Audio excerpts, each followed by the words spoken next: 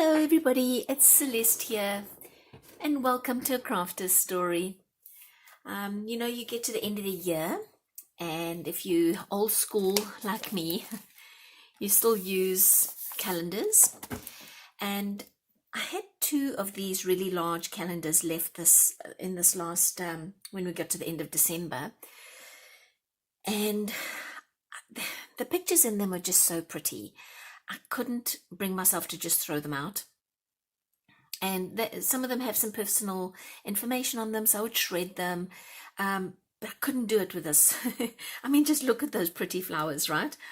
Okay, so what I did is I started punching holes, punching some large, these are 2-inch circles out of all the pages. And when I got to the end of punching out all the circles in a calendar of this size, and I realize it's a large calendar, I was able to get 288 of these circles out of just this one calendar, and I had two. So it's given me a lot of journaling fodder to work with, and I'm going to show you some of the examples of some of the things that I've been making using this calendar and the circles that I punched out of it. Now, guys, it doesn't have to be this, the circles don't have to be this big. They don't even have to be circles. They can be squares. They could be strips that you use, that you could tear this thing apart and just use the torn pieces, whatever you want. I just in this particular instance, I punched out. Now my stack was a lot bigger than this. I've already done quite a lot with it, but there's just tons of it. Okay, let me get on. So one of the things that I made once I took, maybe I should explain. Let me backtrack a little bit. I took my circles and I put them down on just a printer sheet, and I just laid them next to each other with some white glue, and just randomly. I didn't worry about whether the colors matched. I didn't even bother if there was a dark next to a dark. I just didn't close my eyes, closed my mind and put them all down. Now that one that I just showed you is still wet, it's still drying, but let me show you examples of what I've used sheets like that for. Here is a envelope that I doodled on. So that's going to make a really nice envelope in a journal at some point, like that. I also made a belly band, and I just cut a straight strip down, did a doodle on it, put some ribbon on the side that had little loopies on them, and that's going to be a belly band. Something I have never done before, and I'm actually really excited about, and I'm going to try to do more of, is some art journaling. So I used half of one of those printer sheets and did a art journaling piece. I don't know if you guys, any of you that have seen the video, do you recognize these vellum stickers? They're the vellum leaf stickers that I used. So the other thing is just a little pocket, just something very, very simple. And I found that I could actually doodle on them pretty well, but my ink does take a minute to dry. And in previous videos, I've talked about using matte gel instead of this liquid glue, because you can doodle on it, but the doodles take a while to dry. I'm just going with it and then leaving it to dry, and then going back and doing a second layer if it got streaky on me, because the matte gel's messing up my brushes. So a little pocket. This was actually going to be a little tag. I was going to put a hole in here with a string, but it's a tag. It could also be a little journaling card if I put lines on the back here. And then just a basic little sort of, I guess, a embellishment on a page. Maybe it's at the end of a page, like a border. Again, I used just doodles on it, and I think this was a paint pen and a uni ball and a couple of ribbons and so on. So let me show you quickly how I made what I suppose it's the masterboard, base sheet, whatever you want to call it, but it's the base for all those craft items that or those ephemera or journaling items, whatever you want to call them, that I just showed you. And so I'm putting quite a bit of this is not watered down, it's full strength. I suppose I could use the watered down one, but I'm scared that if I do, that it would warp, because the calendar paper is quite thin. The printer paper is about the same thinness. Is there such a word? Thickness, thinness. And so I don't want to put any watery type. I think this liquid glue is already pretty watery, and I'm finding some warping with some of the pieces if I, brush over it for too much. So I decided just to use a full strength glue. I did use a matte medium as well. That does, the matte gels work just as well.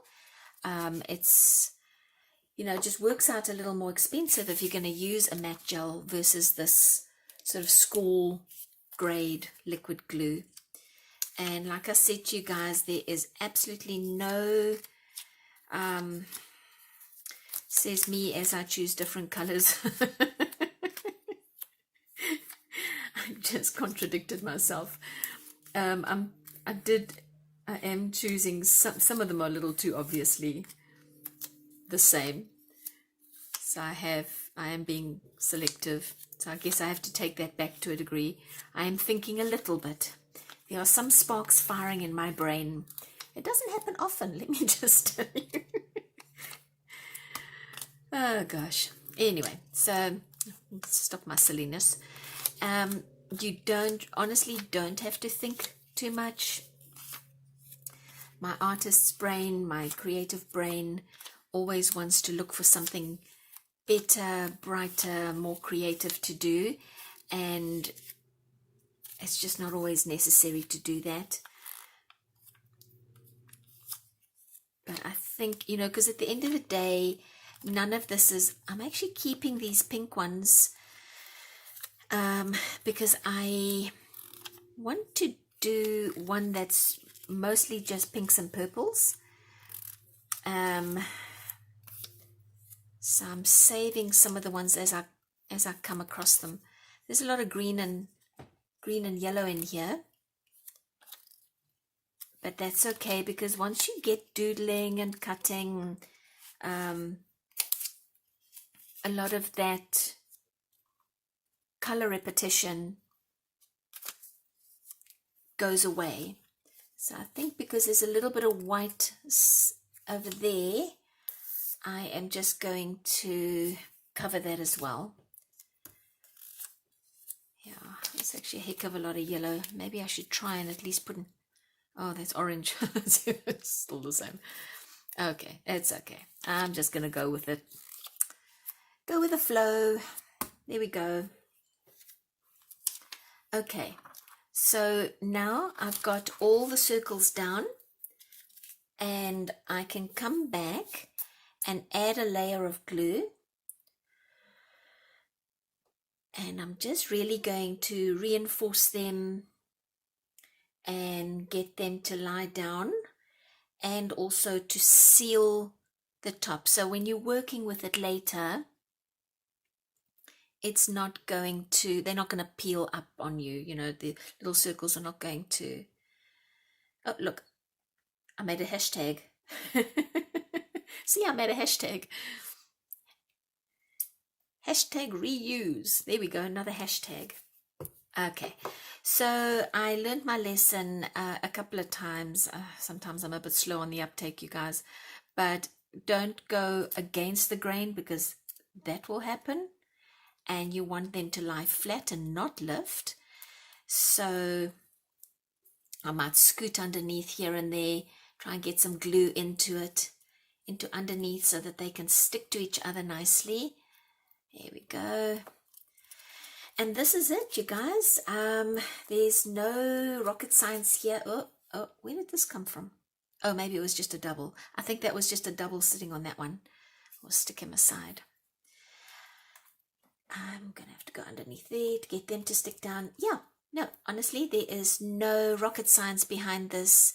It's, see what I mean? If you go against the grain, they lift. Don't let that happen to you.